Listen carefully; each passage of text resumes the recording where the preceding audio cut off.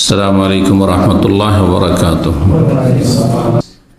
আমাদের ধারাবাহিক বিষয়ভিত্তিক আলোচনা, রমজান আর মাত্র কয়েকদিন পরই, আর সামনে হয়তো একটি বৃহস্পতিবার আমরা আলোচনা করার সুযোগ পাবো, তারপরেই রমজান ইনশাআল্লাহ তাআলা আমাদের সামনে আসবে। আল্লাহ রাব্বুল আলামিন আমাদের এই সময়গুলিতে যেন বরকত দান করেন এবং সহি সালামত সুস্থতার সাথে, ঈমানের সাথে, তাকওয়ার সাথে আল্লাহ রমজানে পৌঁছার তৌফিক দান করেন।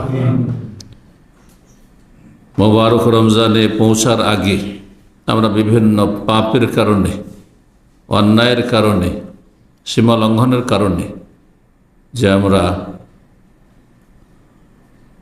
নিজে ময়লা আবর্জনার মতো, যেমন শরীরে ময়লা আবর্জনা লেগে যায়, মানুষকে পরিষ্কার পরিচ্ছন্ন হইতে হয়, গোসল করতে হয়, ঠিক তেমনি মানুষ মাত্রেই ভুল ত্রুটি হবেই, আর গুনাহ আমাদের আছে আর হচ্ছে।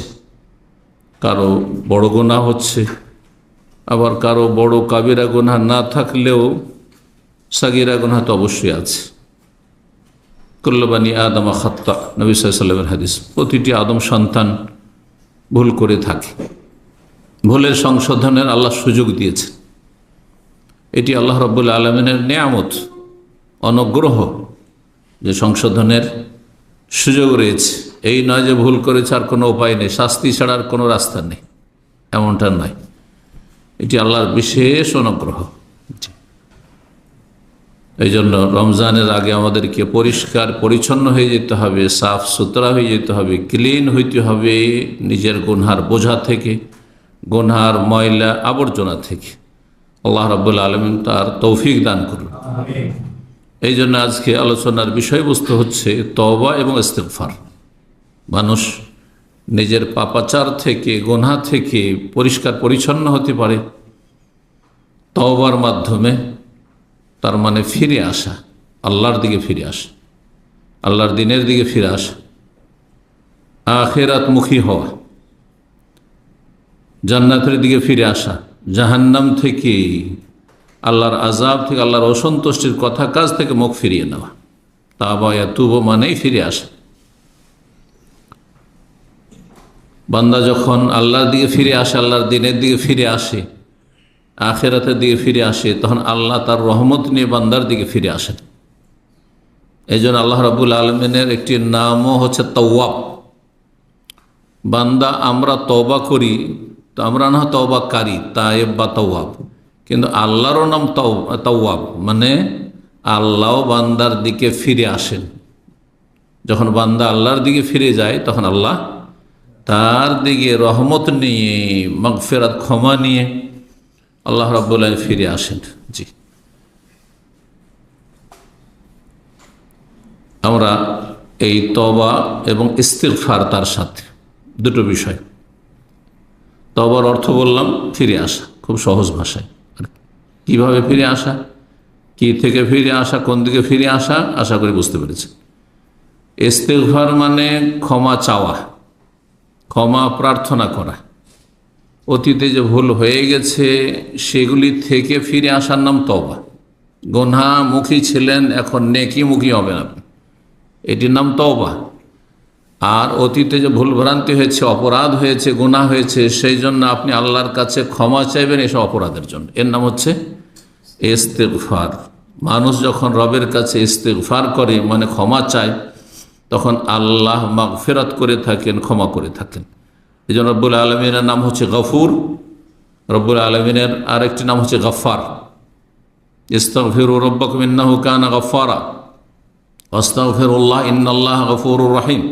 কোরআনে কারীমে অনেক আয়াতে এই দুটি গুণবাচক নাম রব্বুল আলমিনের রয়েছে। আল্লাহ হচ্ছেন বড় ক্ষমাশীল, গফুর। জি, মার্জনাকারী তিনি। আল্লাহ রাব্বুল আমাদের বড় ছোট, প্রকাশ্য, গোপনীয় সমস্ত গুনাহ খাতা যেন মাফ করে দেন।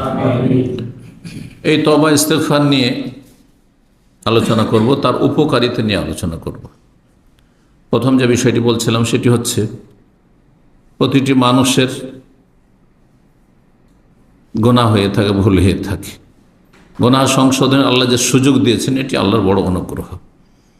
এই মর্মে কোরআনে কারিমে সূরা বাকারা আয়াত নম্বর 199 এবং সূরা মুজাম্মেলের আয়াত নম্বর 20 আল্লাহ স্বয়ং আদেশ করছেন,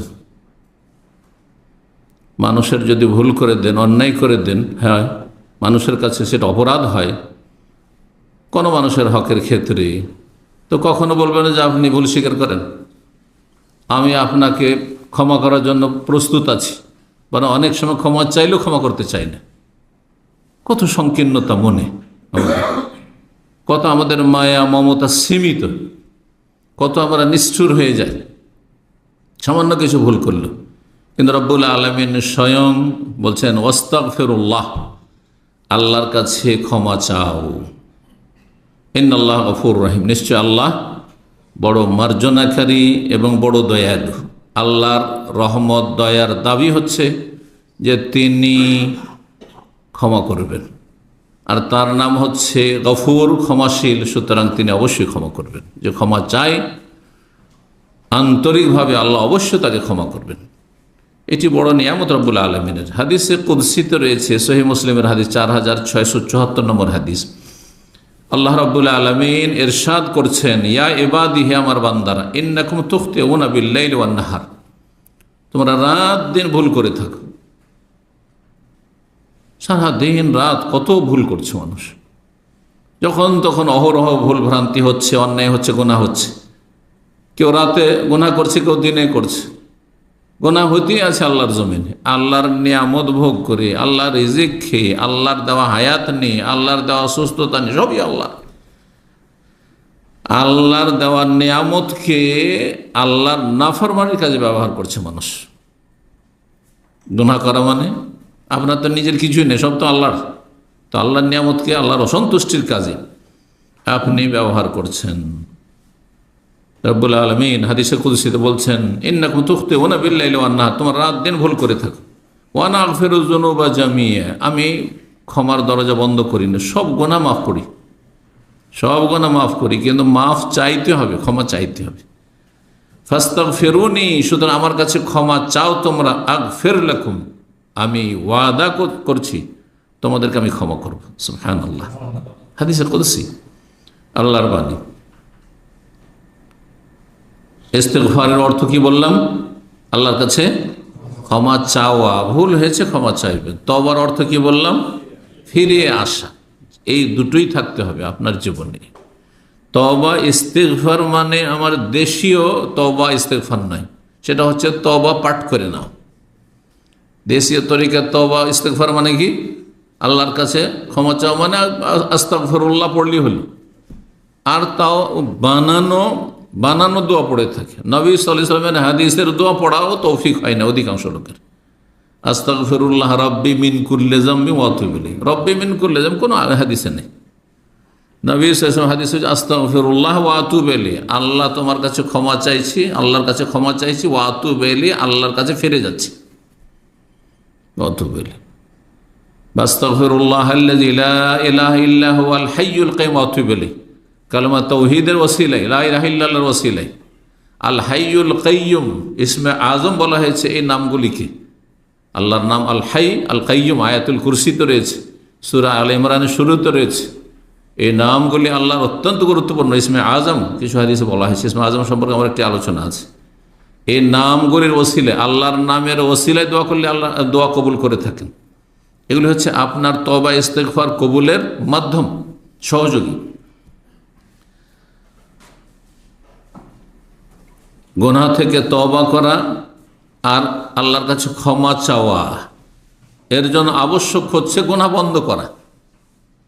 তওবা করা মানে গুনাহ বন্ধ করতে হবে। আপনি তওবাও পাঠ করছেন আর সংশোধন করছেন না। ফরজে আপনার ত্রুটি আছে, ফজর পড়ছেন না, সূর্য উঠিয়ে দিচ্ছেন, ওই স্বভাবই থেকে গেল বদ স্বভাব। আর শুধু তওবা পাঠ করতে থাকেন, কাজ হবে? কখনো কাজ হবে না। নিয়তে খারাপই আছে যে রমজানটা আসছে, ভালো করে ইবাদতবন্দি করবো, তারপরে আবারও কুকুরের লেজের মতো যতই মালিশ করেন আবার আপন অবস্থায় ফিরে যাবে।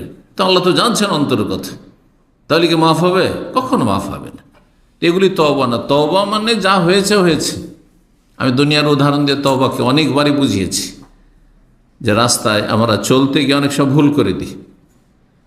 মানুষ এমন হাইয়ে উঠে যায় যে আর ইউটার্ন খুঁজে পায় না।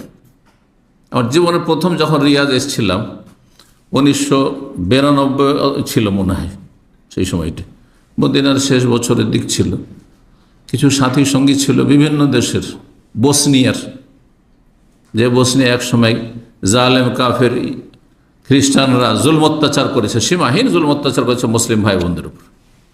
সে বসনিয়ার সাথী সঙ্গীরা ছিল, তাদের সাথে কি গাড়িতে একটুর জন্য আল কাসিমের দিকে বেরিয়ে যাবে কি আল কাসিমে মদিনা যাবে কি রিয়াজ রোড, তাইফের রোড ধরে রিয়াজ থেকে 50 কিলোমিটার চলে যায়, রাস্তা শেষ হয় না, ইউটার্নই খুঁজে পাই না বেরিয়ে যাওয়ার পরে। সুবহানাল্লাহ। এখন হয়তো অনেকগুলি আপনি ইউটার্ন হয়েছে, আপনার হয়েছে, তারপরে ফিরে আসে। কিন্তু আপনি যখন জেনে যাবেন যে আমার যে গন্তব্যস্থান টার্গেট সেটা ভুল করে ফেলেছি, 1 মিনিটের জন্য আপনি লেট করবেন না তাড়াতাড়ি ফিরে আসার চেষ্টা করবেন? তাড়াতাড়ি যদি ফিরতে পারেন, একটা কাটিং পান, চলো যখন চলে এসছে আরও যায় 10-20 কিলো, যাবেন নাকি? 1 কিলোমিটারও যাবেন না, সাথে সাথে ফিরে আসবেন। কিন্তু মুসলিম জীবনে আপনি বহু পাপ করতে আছেন, বুঝছেন যে এগুলো পাপ অন্যায়, তারপরও সময় গড়িয়ে চলে যাচ্ছে, কখন যে মত চলে আসে, মালাকুল মত চলে আসে আর ধরে নিয়ে যায়। সুবহানাল্লাহ। ফিরে আসছেন না আপনি, ইউটার্ন করছেন না আপনি। এটা কোন তওবা হলো? এটা তওবা হলো না। তওবা আর ইস্তিগফার সম্পর্কে আরেকটি জানার বিষয়, সেটি হচ্ছে যে শুধু আপনার আমার পাপ থাকলেই তওবা ইস্তিগফার করে এমন কথা নয়। অনেকে মনে করে আমি কোন গুনাহ করেছি যে তওবা করব? গুনাহ করলে, পাপ করলে না ভুল স্বীকার করব তওবা করব? হ্যাঁ, পাপ করলেই না আল্লাহর কাছে ক্ষমা চাইব না। এর বিপরীত কোরআন এবং হাদিসে শিক্ষা দেওয়া হয়েছে।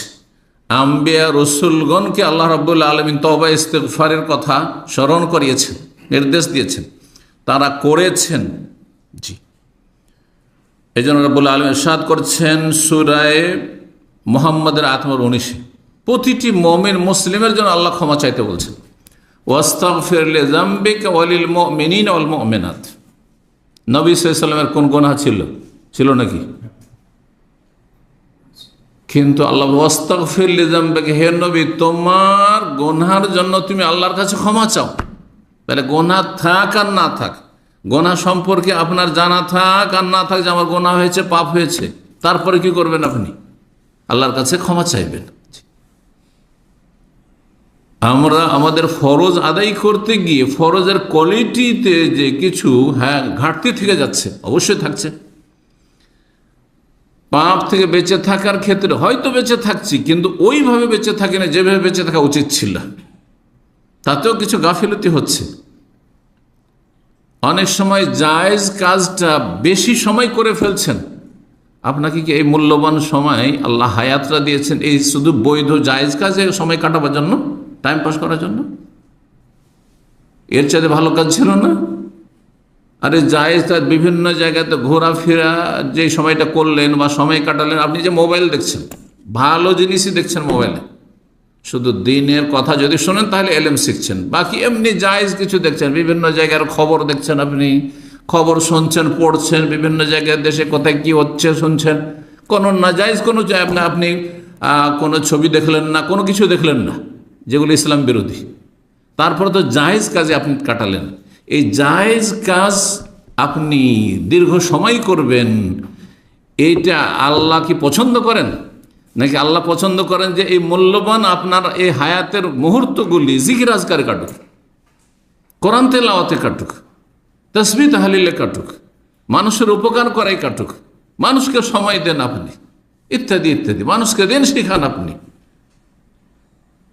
আল্লাহ যেন বোঝার তৌফিক দান করে বিষয়। কারণ অনেকে মনে করেছে আমি তো কোনো নাজায়েজ কাজ করছি না, ফেসবুক থেকে ভালোই তো দেখি, বিভিন্ন জায়গার খোঁজ খবর, দেশে কি হচ্ছে প্রতিদিন সকালে উঠেই দেখি। হ্যাঁ, এই কাজের জন্য সকালে উঠে আপনার জিকির আজকার ছিল না, কোরআন তেলাওয়াত ছিল না? হ্যাঁ, সারাদিন চলে গেল, কয়টি আয়াত পাঠ করেছেন আপনি? কয়টি আয়াতের তরজমা তাফসীর শিখেছেন আপনি? যদি রব জিজ্ঞেস করে, অবশ্যই জিজ্ঞেস করবেন। এর নিয়ামতগুলি কি জায়েজ কাজে, বৈধ কাজে কাটাবার জন্য? অনেকে টাকা পয়সা বেশি আছে বৈধ কাজে, আপনি রেস্টুরেন্টে খাচ্ছেন। আরে বৈধ কাজে খরচ করার চাইতে আপনার জন্য তো ভালো ছিল যে আল্লাহর নিয়ামতকে আমি গরিব দুঃখী অভাবী আর দিনের কাজে, হ্যাঁ, ইসলামের প্রচার প্রসারে আমি খরচ করব। আপনাকে জবাব দিতে হবে না? এত সহজ বিষয় যে আমার পয়সা আমি তো কোনো নাজায়েজ কাজে খরচ করছি না।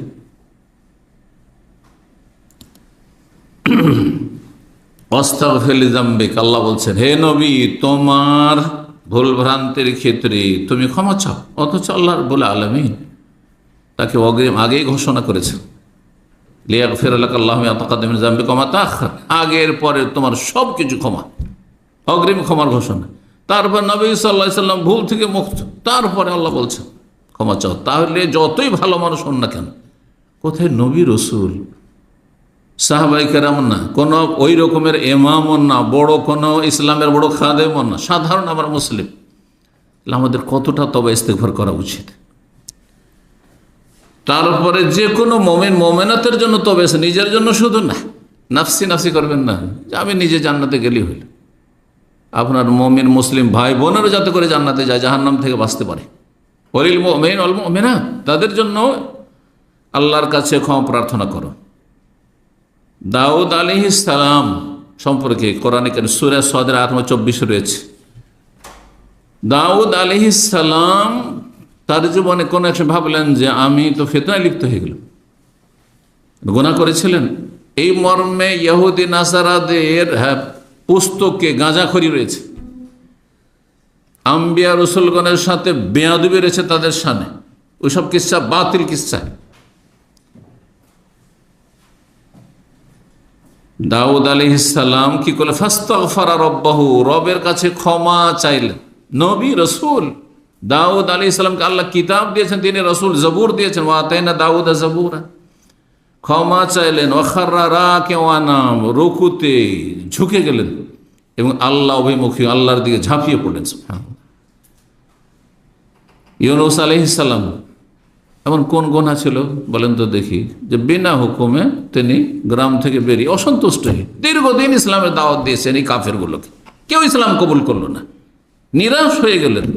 আপনি আমি একটা বেনামাজি কি একবার ছাড়া দুইবারই হয়তো বলতে যাব না, একবারও বলার হিম্মত হয় না, সাহস হয় না যে চলেন নামাজে যায়। আর 2-3 বার তো বলতে যাবেন না। বলেছি ভাই, একবার বললে বলে 50 বার বলেছি, এ হচ্ছে অবস্থা। বলছেন না, বিভিন্ন অপরাধ দেখছেন, কত মেহনত পরিশ্রম করেছেন, যখন হেদায়েত হয়নি অসন্তুষ্ট হয়ে তাদের চলে গেছেন, তোমাদের আল্লাহর আযাব আসবে, চললাম। এমন কোনো ভুল না বাহ্যিক, কিন্তু বড়দের সামান্য কিছু ব্যতিক্রম, সেটি আল্লাহর কাছে ছোট ভুল ও বড় ভুল হইতে পারে। এই জন্য ইউনূস আলাইহিস সালাম মাছের পেটে চলে গেলেন, দোয়া করলেন, লা ইলাহা ইল্লা আনতা সুবহানাকা ইন্নী কুনতু মিনাজ জালিমিন। আল্লাহ আমি জালেম হয়ে গেলাম, আপনি আমি কখনো ভাবিও না যে আমি জালেম। কত যে জুলুম, অত্যাচার, গুনহার জুলুম। জুলুম কত প্রকার? কত প্রকার? 3 প্রকার। বড় জুলুম হচ্ছে শিরকের জুলুম, কুফরির জুলুম, নাস্তিকতার জুলুম, মজার পূজার জুলুম, মূর্তি পূজার জুলুম, কথা বোঝা গেছে? আর দ্বিতীয় জুলুম হচ্ছে জুলমুল ইবাদ, অন্যের উপর জুলুম, আল্লাহর বান্দা অন্যের উপর জুলুম, অত্যাচার, অন্যের হক নষ্ট করা। তৃতীয় জুলুম হচ্ছে জুলম নফস, নিজের উপর জুলুম করা। আদম আলাইহিস সালাম কার ক্ষতি করেছিলেন? কারো জমি জায়গার ফসল খেয়েছিলেন, ফল খেয়েছিলেন? আল্লাহর শুধু নিষেধ করেছে এই গাছের খাবে না, তিনি ভুলে গেছিলেন। আর ওই ইবলিস শয়তানের প্ররোচনায়, জানেন না যে ইবলিস শয়তান খুব হিতাকাঙ্ক্ষী ভেবেছেন, আর তারপরে খেয়ে ফেলেছেন। কি দোয়া করেছিলেন তওবার জন্য? রব্বানা যালামনা আনফুসানা, আল্লাহ আমরা জুলম করেছি, আমি আমার স্ত্রী হাওয়া জুলম করেছি নিজের উপর জুলম। তার যে কোনো গুনাহ করেন না কেন, আপনি আপনার উপর জুলম করছেন, আপনি আপনার ক্ষতি করছেন, এটা সবসময় মনে রাখতে হবে। যখন এই কথাটি সবসময় স্মরণ থাকবে যে একটি গুনাহ করা মানে কারো ক্ষতি করে, আমার ক্ষতি করলাম। আর নিজের ক্ষতি জ্ঞানী মানুষ কখনো করতে চাইবে, একটা পয়সার ক্ষতি চাইবেন না আপনি। একটা পয়সা পকেট থেকে একটা রিয়াল পড়ে যা কেউ চাইবেন? কখনো চাইবেন না। একটা পয়সা লস হোক ব্যবসা বাণিজ্যে, একটু হোঁচট খান, কেউ চাইবেন দুনিয়াতে? কেউ চান না দুনিয়াতে ক্ষতি, কোনো ক্ষেত্রে ক্ষতি চান না। আর যে কোনো গুনাহ করা মানে নিজের উপর জুলম করা, নিজের ক্ষতি করা, নিজের ক্ষতি নিজেই করছে যারা গুনাহে লিপ্ত থাকছে। আল্লাহ মাফ করুন, আল্লাহ সংশোধনে তৌফিক দান করুন, গুনাহমুক্ত হওয়ার তৌফিক দান করুন। সহিহ বুখারীতে হাদিস রয়েছে আবু হুরায়রা রাদিয়াল্লাহু তাআলা আনহু থেকে, রাসূলুল্লাহ সাল্লাল্লাহু আলাইহি ওয়াসাল্লাম দিনে কতবার করে আল্লাহর কাছে ক্ষমা চাইতেন? 100 বারের হাদিস রয়েছে, আর একটি হাদিস 70-এর অধিক। উদ্দেশ্য নির্দিষ্ট সংখ্যা নয়, উদ্দেশ্য হচ্ছে অনেকবার। যেমন আমরাও নিজের ভাষায় কথা বলি, তখন বলি হ্যাঁ অনেকবারই কোনো কাজ করেছেন, আরে আমি 50 বার গেছি, আমি শত বার গেছি, বলছেন না? ঠিক ওই রকমই সংখ্যার আধিক্য দেখানো উদ্দেশ্য এখানে। মানে বহুবার তিনি দিনে আল্লাহর কাছে ক্ষমা চাইতেন। আবু হুরায়রা বলছেন, সামিআতু রাসূলুল্লাহ সাল্লাল্লাহু আলাইহি ওয়াসাল্লাম ইয়াকুল, আমি রাসূলুল্লাহ সাল্লাল্লাহু আলাইহি ওয়াসাল্লামকে বলতে শুনেছি, ওয়াল্লাহি, আল্লাহর কসম করে বলছি, ইন্নী লা আস্তাগফিরুল্লাহ ওয়া আতুবু ইলাইহি, আমি আল্লাহর কাছে ক্ষমা চাই এবং তওবা করি, ফিল ইয়াউমি আকসার মিন 70 মাররা, দিনে 70 বারের অধিক। অন্য রিওয়ায়াতে রয়েছে ফিল ইয়াউমি 100 মাররা। আর এক হাদিসে রাসূলুল্লাহ সাল্লাল্লাহু আলাইহি ওয়াসাল্লাম ইয়াকিফিল মাজলিসিল ওয়াহিদ, একই জায়গায় 5-10 মিনিট সাথী সঙ্গীদের সাথে বসে আছেন। এই নয় যে গল্প গুজবই চলছে, হ্যাঁ দিন দুনিয়ার কথাই চলছে শুধু, না, মাঝে মাঝে কথার ফাঁকে ফাঁকে আস্তাগফিরুল্লাহ ওয়া আতুবু ইলাইহি বা রব্বিগফিরলি ওয়া তুব আলাইহি ইন্নাকা আনতাত তাওয়াবুর রহিম, এইভাবে হাদিস রয়েছে।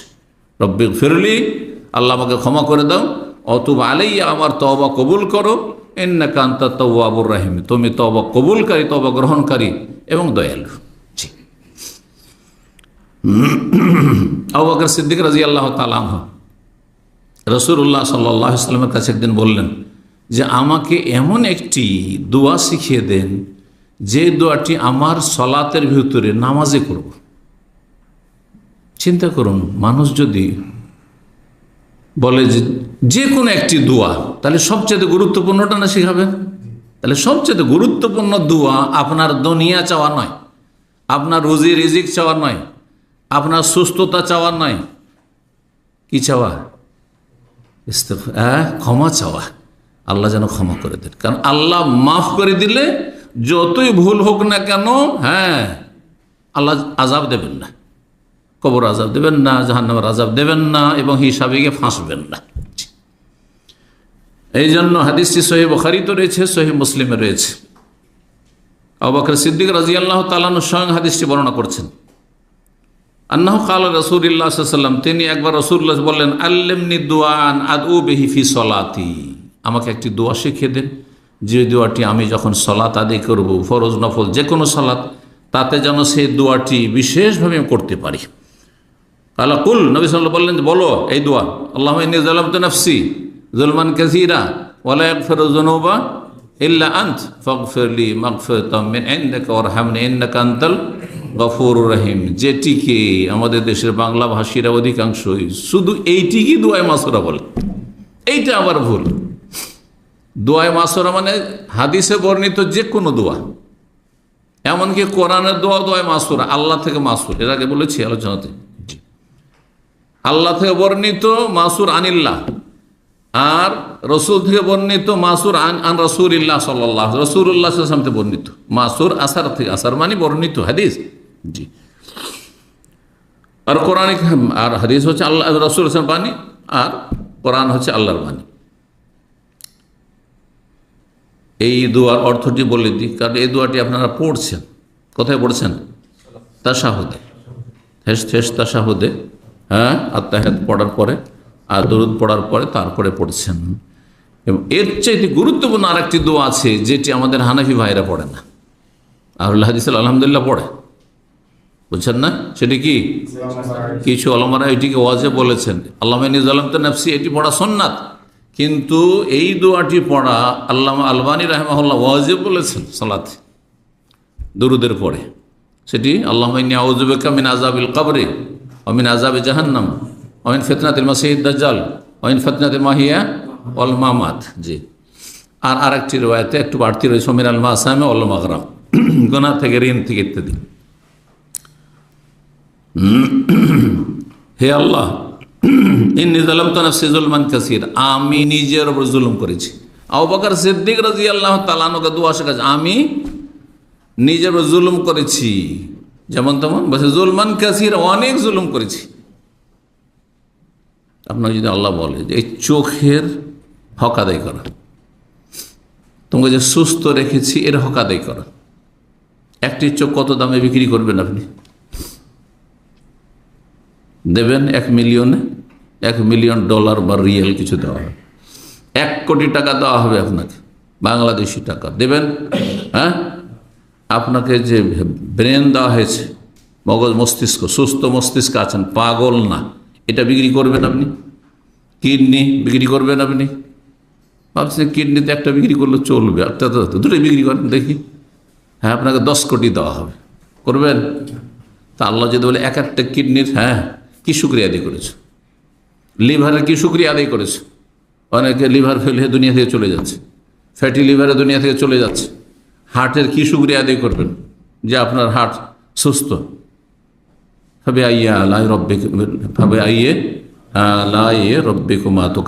কোন নিয়ামত, তাহলে তুমি অকৃতজ্ঞ হবে, অস্বীকার করবে, তুমি আল্লাহ নিয়ামতের শুকরিয়া আদায় করে শেষ করতে পারবেন না। সুতরাং মানুষ যে আল্লাহর যথাযথ হক আদায় করতে পারছে না, এটি তার কি হচ্ছে, অন্যায় হচ্ছে। জুলমান কাসীর ওয়া লা ইয়াগফিরু যুনুবা ইল্লা আনত, আল্লাহ তুমি ছাড়া আর কেউ ক্ষমা, আর কোন শক্তি আছে? গস কুতুব আছে, জিলানী চিশতি হাত ধরে নিয়ে চলে যাবে জান্নাতে নাকি?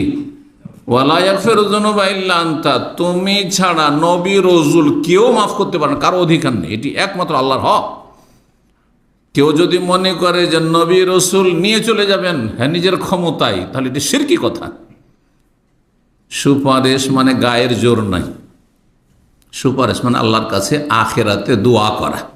দোয়া কবুল হতেও পারে আপনার ক্ষেত্রে, আমার ক্ষেত্রে, আবার নাও হইতে পারে। সুপারিশ কবুল হতেও পারে, আবার নাও হইতে পারে। দুনিয়ার যেমন সুপারিশ হয়ে থাকে, আপনি এসে একজন দায়িত্বশীলের কাছে কারো জন্য সুপারিশ করলেন যে এই ছেলেটা যোগ্য, একে একটা চাকরি দেন, এটা গ্রহণযোগ্য হতে পারে, চাকরি ছেলেটি পেতেও পারে, নাও পেতে পারে।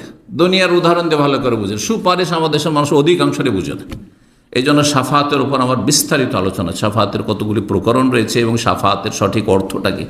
শাফাত সহজ ভাষায় পরকালের দোয়া, নবী রাসূল এবং আল্লাহর নেক বান্দাদের আল্লাহর কাছে দরখাস্ত করবে, আপনার জন্য আমার জন্য কবুল হইতে পারে, আবার নাও হইতে পারে। জি, এই জন্য আল্লাহ বলছেন কাফের মুশরিক যারা ঈমান ভঙ্গ করে দুনিয়া থেকে, ফামা তানফাউ শাফাতুশ শাফিন, কোন সুপারিশকারী সুপারিশ কাজেই আসবে না, শোনাই হবে না। তাহলে বোঝা গেল যে অনেক সুপারিশ হবে যেগুলো কি হয়ে যাবে, রিজেক্ট হয়ে যাবে, কবুল হবে না। আপনি এগুলো ভাবেন না যে আমার ক্ষেত্রে সুপারিশ কবুল হবে, নাও হইতে পারে। আল্লাহ গ্রহণ করলেন না, জানা এই লোকের সুপারিশ কবুল করা হবে না এই লোকের ক্ষেত্রে, কারণ ও বারবার অপরাধ করেছে, হতে পারে, সেটা অসম্ভব কিছু নেই। তবে আল্লাহর রহমতের আশাবাদী হইতে হবে, আর আল্লাহর আযাবের ভয়ও থাকতে হবে, নিরাশ হইতে হবে না। ওয়ালা ইয়াগফিরু যুনুবা ইল্লা আনতা, যখন বলে একটি হাদিসে রয়েছে আল্লাহ তোমার ছাড়া কেউ মাফ করতে পারে না, তখন আল্লাহ ফেরেশতাদেরকে সাক্ষী রাখেন যে দেখো বান্দা কি বলছে, শোনো শোনো, বলছে আমি ছাড়া নাকি কেউ মাফ করতে পারবে না। তার যখন এটি বিশ্বাস, তো আমি তাকে মাফ করে দিলাম। আল্লাহু আকবার। এই ইয়াকিন নিয়ে তাহলে বলতাম, মন্ত্র বললে হবে না, আল্লাহ তোমার ছাড়া আমাকে কেউ মাফ করতে পারে না। যখন এই খুলুসিয়াতের সাথে, আন্তরিকতার সাথে বলবো, তখন ফেরেশতাকে রব সাক্ষী রেখে বলবেন যে আমি একে মাফ করে দিলাম, কারণ এ বলছে যে আমার ছাড়া কেউ মাফ করতে পারে না, এটা তার বিশ্বাস, এটা তার ইয়াকিন। জি, ফাগফিরলি, সুতরাং আল্লাহ আমাকে ক্ষমা করে দেন। মাগফিরাতাম মেনেন, তোমার পক্ষ থেকে, আপনার পক্ষ থেকে স্পেশাল ক্ষমা। ওয়ারহামনি, এবং দয়া করুন আল্লাহ, ইন্নাকা আনতাল গফুর রহিম, তুমি বড় মার্জনাকারী এবং দয়ালু। আল্লাহ রাব্বুল আলামিন যারা আল্লাহ ভীরু মুত্তাকিন, যাদের জন্য আল্লাহ জান্নাত প্রস্তুত করে রেখেছেন, তাদের গুণাবলী বর্ণনা করতে গিয়ে সূরা আলে ইমরান আয়াত নম্বর 133 থেকে 135 ইরশাদ করছেন, ওয়াসারিউ ইলা মাগফিরাতিন মির রাব্বিকুম ওয়া জান্নাতিন আরদুহাস সামাওয়াতু ওয়াল আরদু উইদ্দাতিল মুত্তাকিন, উইদ্দাত লিল মুত্তাকিন। জান্নাত কার জন্য তৈরি করা হয়েছে? আল্লাহ ভীরুদের জন্য, যারা আল্লাহর ভয়ে পাপাচার থেকে বেঁচে থাকে, আল্লাহর ভয়ে ফরজ ওয়াজিব আদায় করে, আল্লাহর ভয়ে হারাম নাজাইজ থেকে বেঁচে থাকে। আল্লাহর ভয়ে যেগুলি করা ফরজ করবেন, আর যেগুলি না করা হারাম সেগুলি থেকে বেঁচে থাকবেন, মানুষের ভয়ে না, মানুষকে দেখানোর জন্য। এর নাম হচ্ছে তাকওয়া। তাকওয়া মানে শুধু ভালো কাজ করার নাই, ভালো কাজটা কিসের ভিত্তিতে হইতে হবে? আল্লাহর জন্য হইতে, আল্লাহর ভয়ে হইতে হবে। দুনিয়ার স্বার্থে যদি হয়, দুনিয়ার লোভ লালসার জন্য, দুনিয়া হাসিলের জন্য, যেটা আমার বেনিফিট আছে সেই জন্য এই ভালো কাজটি করছি, তার ওতে কিছু পাওয়া যাবে, এটি তাকওয়া নয়। এ হচ্ছে তাকওয়া সহজে বোঝানোর জন্য। তারা কারা? মুত্তাকিন। বলছে আল্লাযীনা ইউনফিকুনা ফিস সাররাই ওয়াদ দাররাহ, যারা সুখে দুঃখে সবসময় খরচ করে। তাহলে অভাব থাকলে কম খরচ করবে, কিন্তু করবেন আপনি। অভাব আছে সেজন্য বাপ মাকে দেবো না, অভাব আছে সেজন্য আত্মীয় স্বজন ভাই বোনকে দেবো না, অভাব আছে সেই জন্য আমি আবার নিজের সংসার চালাতে পারি না, আর কি এতিম বিধবা দেবো, ওদের খোঁজ নিতে পারবো না। অভাব আছে সেই জন্য আমি দান সাদকা করবো না, না উঠি না। ফিস সাররাই ওয়াদ দাররাহ, সচ্ছলতাই সাররা ওয়াদ দাররাহ। আর আপনি অভাবে যদি অনাটনে থাকেন তবু আপনি খরচ করবেন। ওয়াল কাযিমিনাল গাইজ, রাগ আসলে সংবরণ করবেন, রাগকে নিজে সামলাবেন আপনি। এই নয় যে আপনি রাগ হইলে আপনি নিজেকে একবারে ব্যালেন্সলেস করে দেবেন। ওয়াল আফিন আন্নাস, মানুষকে ক্ষমা করে থাকি। আল্লাহু ইউহিব্বুল মুহসিনিন, আর আল্লাহ যারা এহসানকারী, সদাচরণকারী, উপকারকারী, তাদেরকে আল্লাহ ভালোবাসেন। সুতরাং মুহসিনিনদের দলে সামিল হওয়ার চেষ্টা করবে। তার